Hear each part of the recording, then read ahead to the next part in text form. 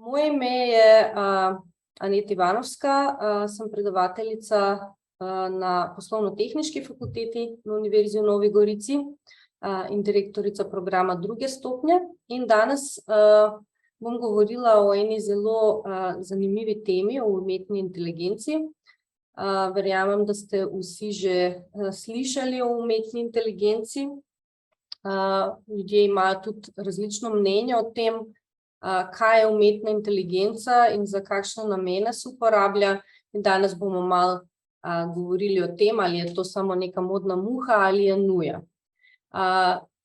Zdaj, jaz bi povabila poslušalce tudi v tem prvem delu, če se aktivno vklopijo, ker me zanima tudi vaše mnenje o tem, kaj je umetna inteligenca. Lahko kar tako iz glave poveste, kaj mislite, da je umetna inteligenca. To je vedno zanimivo slišati, ker ljudje res imajo različne poglede na to, kaj je umetna inteligenca. Tako da me zanima vaše mnenje. Okej, v chatu vidim, lahko tudi mikrofone, a lahko vklopite mikrofone, pa poveste tudi. Se pravi, en odgovor je inteligenca ustvarjena na umeten način. Zdaj, kaj je umeten način, je vprašanje. Machine learning based on big data. Okej, bomo tudi kasneje videli, kaj je razlika med umetno inteligenco in machine learning, ampak dobro. A ima še kdo kakšno drugo mnenje, pogled na to, kaj je umetna inteligenca? Kaj vam prvo pade na pamet, ko slišite umetna inteligenca?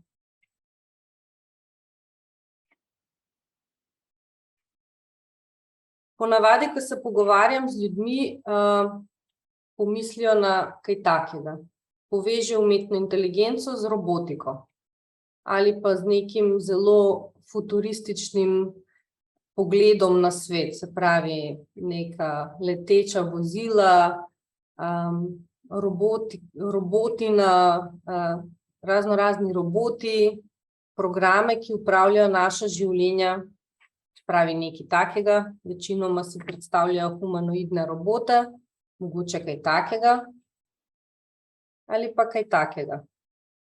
In vsi imajo različne predstave o tem, kako se uporablja umetna inteligenca, za kakšne namene. Eni se jo bojijo, eni so nasprotniki, eni se veselijo oziroma podpirajo umetno inteligenco in z veseljem spremljajo razvoj.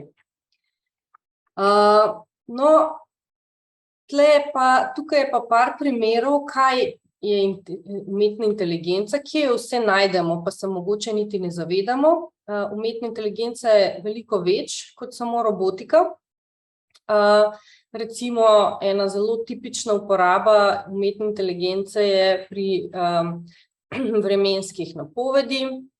Potem vsi, recimo, ko brskamo po spletu, beremo novice ali obiskujemo kakšne spletne strani, smo vajeni, da ob strani dobivamo neke reklame in verjetno ste vsi že opazili, da dobivate reklame, ki so povezane s tem, kaj vas zanima. Se pravi, kaj si ogledujete na internetu in potem dobivate, recimo, personalizirane reklame. Ali pa, če pogledamo samo Google, ki ga vsi uporabljamo, se pravi, ko iščemo na Googlu, v ozadju je umetna inteligenca. Se pravi, so algoritmi, ki brskajo po vseh datotekah na spletu in nam ponudijo zahtevane odgovore.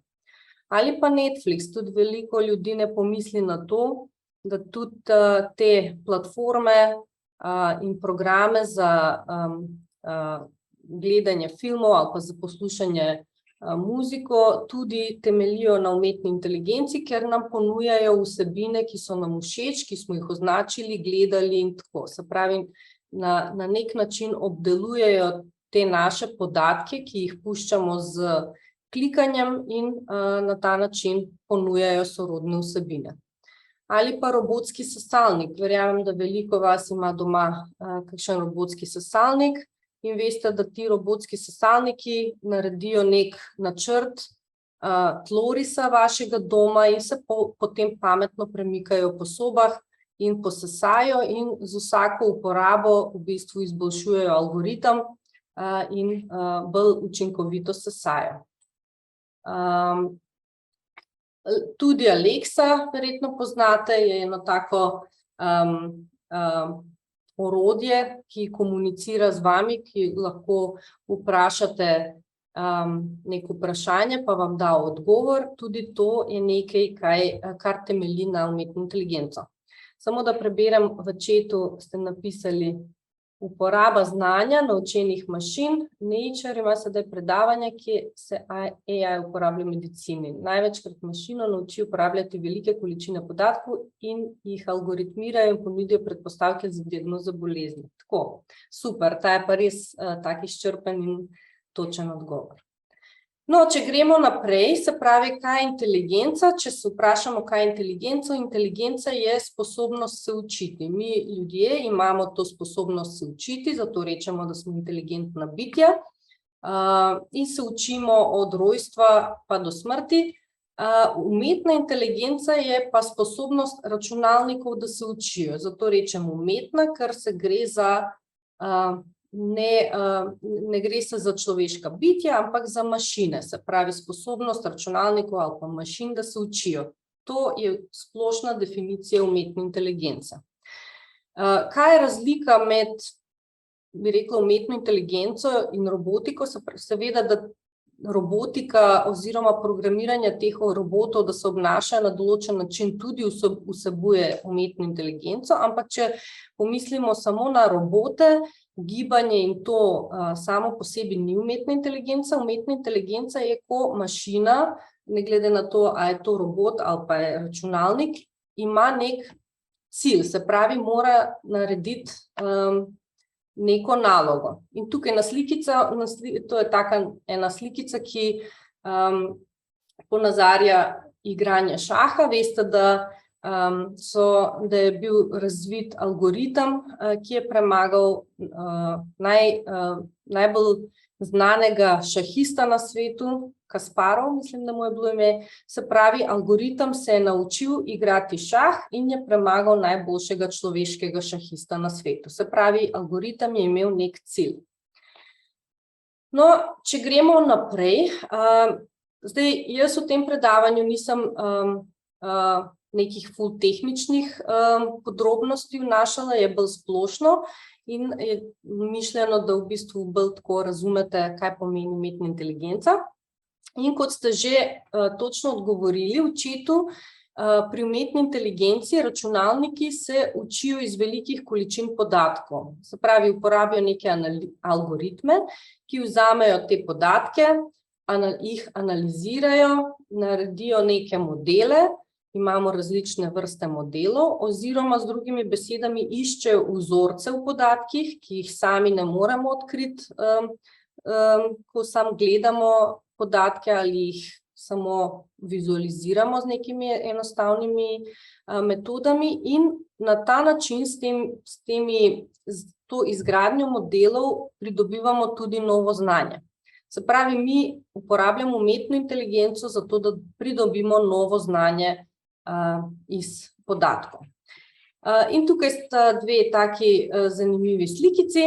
Se pravi, kaj pomeni, imamo tle en robotek, ki mu povemo, da kocka ima 6 strani, ki so kvadratne, in potem ima za nalogo, da grupira oblike različno in na osnovi informacij oziroma podatkov, ki jih dobi, se lahko nauči oziroma zgenerira neke vzorce in potem lahko za naprej zna recimo razporediti različne oblike ali pa definirati oblike različnih predmetov. Ali pa na tej slikici, se pravi, učimo robota oziroma probamo z umetno inteligenco dobiti nek algoritem ali nek model, da klasificira sadeže, se pravi, na osnovi nekih podatkov, potem računalnik zna povedati, ali nek sadež je jabolko ali ne, na primer na sliki. In zdaj bom povedala en zelo enostaven primer, kako se algoritmi učijo. Ta primer je meni zelo ljub, ker zelo po otroško ponazarja, kako se dejansko računalniki učijo oziroma kako delujejo algoritmi z umetno inteligenco. In to je, recimo, če si predstavimo, kako bi enega otroka učili prepoznavati obraze, se pravi, da določi, ali je en obraz moški ali ženski. To naredimo na tak način. Seveda, otroci to že zelo intuitivno, jih ne učimo tako eksplicitno, ampak to za namen tega primera bomo tako pokazali. Se pravi, otrokom pokažemo sliko enega obraza, v tem primeru je to moški obraz in mu rečemo, to je moški. Pokažemo sliko druge osebe, ki je očitno ženska, pa rečemo, to je ženska. Pokažemo drugo sliko, pa povemo spet, se pravi, povemo odgovor, da je to moški, ta je ženska, pa še zadnja slika, oziroma mu pokažemo še veliko več slik in za vse slike povemo, ta je moški, ta je ženska. In zdaj otrok na osnovi teh slik, ki jih je videl in ko smo mu mi povedali, a je to ta oseba moški ali ženska, v glavi naredi, uporabi neko logiko, se pravi razmišlja in si naredi neka pravila oziroma potegne neke vzorce iz teh slik, ki smo mu jih pokazali in recimo sklepa, da če ima oseba dolge lase, je ženska, če ima kratke lase, je moški, če ima kratke lase in brada, je moški in tako naprej. In potem, ko hočemo videti, ali se je otrok naučil razpoznavati obraze, mu damo novo sliko, ampak mu ne povemo, a je to moški ali ženska in zahtevamo od njega, da pove, a je to moški ali ženska. In otrok potem uporabi svoj mehanizem sklepanja, rezimiranja in reče, aha, ta ima kratke lase, ima brado, se pravi je moški in potrdimo, da je pravilno uganjal. Potem mu damo drugo sliko, pa spet vprašamo zdaj, a je to moški ali ženska in spet uporabi to svojo notranjo logiko in reče, aha, če ima dolge lase, nima brade, potem je sigurno ženska in potem spet lahko zaključimo, da je pravilno ugotovil. Se pa dogaja, da so tudi recimo taki primeri, ki imajo različne karakteristike, ki ne spadajo v teh pravilih, ki se jih je v tem primeru otrok naučil. Recimo tukaj imamo moškega, ki ima dolge lase, ima malo mogoče bolj androgen obraz oziroma izgleda majčken kot ženska in tukaj se lahko otrok zmoti. Reče, aha, tle ima dolge lase, nima brade, sigurno je ženska. In potem rečemo, da je naredil napako. In na tak način v bistvu delujejo tudi vsi algoritmi, oziroma na tak način v splošnem deluje tudi umetna inteligenca. Se pravi, jo uporabljamo, da to pomeni, da se računalniki naučijo neke stvari in potem to novo znanje uporabljamo za napovedovanje stvari ali se pravi klasificiranje ali pa grupiranje različnih objektov, konceptov in tako naprej. No, in če pogledamo zdaj te različne pojme, ki se ponavadi tudi prepletajo, kaj je umetna inteligenca, podatkovno rudarjenje, strojno učenje, tam ste že omenili machine learning, se pravi, zelo podobni pojmi so. Lahko bi rekli, da je umetna inteligenca zelo splošen pojem, ki zajema vse. In potem lahko gremo na bolj podrobna področja. Se pravi, data science je eno področje, ki se ukvarja z analizo podatkov, potem imamo data mining, to je še bolj ozko področje, ki zajema veliko korakov od zbiranja podatkov, predprocesiranja podatkov, analiza podatkov, razumevanje, vizualiziranje in se pravi do končnega znanja, ki ga hočemo dobiti iz teh podatkov. Potem machine learning je še oziroma strojno učenje še bolj ozko področje, ki v bistvu se ukvarja z razvojem algoritmov za analizo podatkov, in potem imamo še bolj specifična področja kot deep learning, reinforcement learning in tako naprej. Se pravi, ko rečemo artificial intelligence oziroma umetna inteligenca, to je zelo širok pojem, potem pa lahko govorimo bolj nekako podrobno, ko govorimo o podatkovnem rudarjenju ali strojnem učenju. In to je tudi data science kot eno področje zelo zdaj v pogonu, zelo iskano, zahtevano, ker je ogromen potencial za analizo podatkov oziroma za pridobivanje novega znanja iz podatkov, ker živimo v digitalni dobi in imamo ogromno količino podatkov, ki se generira vsak dan. In če gremo bolj konkretno na strojno učenje, to je samo za primer, ne bom šla v podrobnosti, se pravi, kot sem rekla, strojno učenje se ukvarja z algoritmi, ki v bistvu se učijo. Tisto, kar sem povedala o otrocih, kako se učijo, to je zelo tak preprost primer, ampak imamo različne, zelo sofisticirane in napredne algoritme, ki se uporabljajo za različne namene, kot na primer za klasifikacijo, regresijo, klasteriranje in tako naprej. In tukaj lahko vidite, koliko različnih teh področij je, in to je zelo hitro razvijajoče področje, tako da se veliko dela na razvoju novih algoritmov in iskanje novih področij, ker bi se lahko to uporabilo. No, da vidimo zdaj, na katerih področjih se uporablja umetna inteligenca.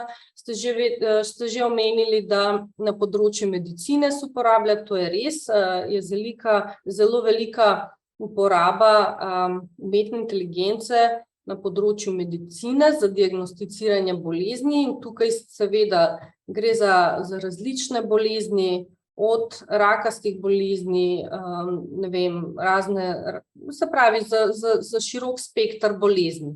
Ali pa za izboljšanje terapij, se pravi, da se naredi neko personalizirano zdravljenje, se pravi, da se sledijo pacienti na osnovi njihovih lastnih podatkov, da se recimo odloči najboljša terapija za njih, da ni ena splošna terapija za različne paciente. Ali pa recimo za sledenje dolgoročnega zdravljenja določenih pacientov s pomočjo senzorjev, ki generirajo podatke o gibanju pacientov, ali pa druge vrste podatkov, ki se potem sproti obdelujejo in se recimo terapija posodablja, spreminja, ali pa zdravnik to lahko sledi. Drugo zelo pomembno področje, ker se uporablja umetna inteligenca, je bančništvo. Tukaj se predvsem uporablja za odkrivanje nekih vzorcev klientov, za grupiranje različnih skupin klientov, za odločanje o kreditih, se pravi, da se odloči, ali je posameznik, ki zahteva kreditosposoben ali ne, za napovedi finančnega trga. Verjetno ste videli vse te grafe in o finančnem trgu in borzi in to, in kako bančniki to spremljajo in probajo napovedati, kako se bo finančni trg gibal, za odkrivanje nepravilnosti, se pravi za finančni kriminal in tako naprej. Potem v marketingu je zelo močno uporaba umetne inteligence za odkrivanje vzorcev pri obnašanju kupcev, ne glede na to, ali govorimo za neko spletno poslovanje ali v fizičnem svetu. Kot sem prej omenila, imamo na spletu personaliziran marketing, se pravi personalizirane reklame, ki se nam pokažejo glede na naše obnašanje na spletu. Se pravi, mi z vsakim klikom na spletu generiramo podatke, ki se hranijo, in na osnovi tega našega obnašanja se nam ponujajo neke sorodne vsebine.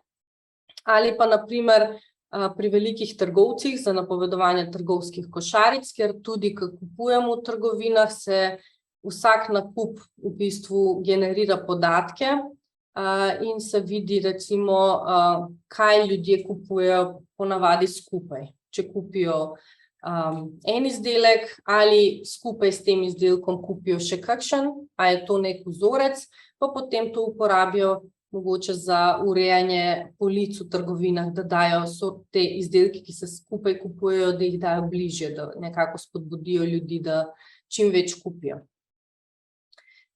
Umetna inteligenca se uporablja tudi v izobraževanju, na primer za napoved študentskega učnega obnašanja, za napoved študentskih rezultatov, za profiliranje študentov, kreiranje študijskih programov, se pravi za različne namene v izobraževanju se uporablja, tako da s tem potem tudi izobraževalne ustanove potem posodabljajo svoj način izobraževanja.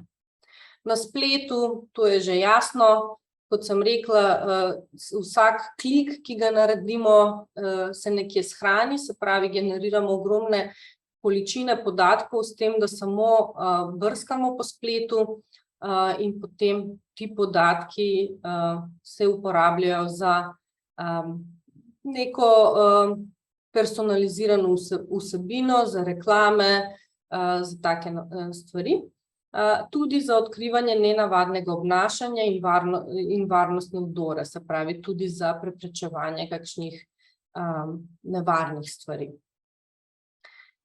V znanosti je seveda zelo velika uporaba umetne inteligence, ne samo, da se razvijajo algoritmi za strojno učenje in se to področje zelo hitro razvija, se tudi uporablja za znanstvene namene. Tukaj je par primerov in jih je še veliko več, samo jih je preveč, da jih naštejemo. Recimo en primer je optimiziranje poti in energije rovera na Marsu, se pravi s pomočjo umetne inteligence se ta energija optimizira in pot, ki ga ta rover prevozi, tako da potem pravočasno pride do polnilne postaje. Za napovedovanje klimatskih sprememb, to slišimo vsak dan na poročilih, v novicah, kako meteorologi napovedujejo tako ali drugačno poletje, zimo, orkane, vročinske valove in tako naprej.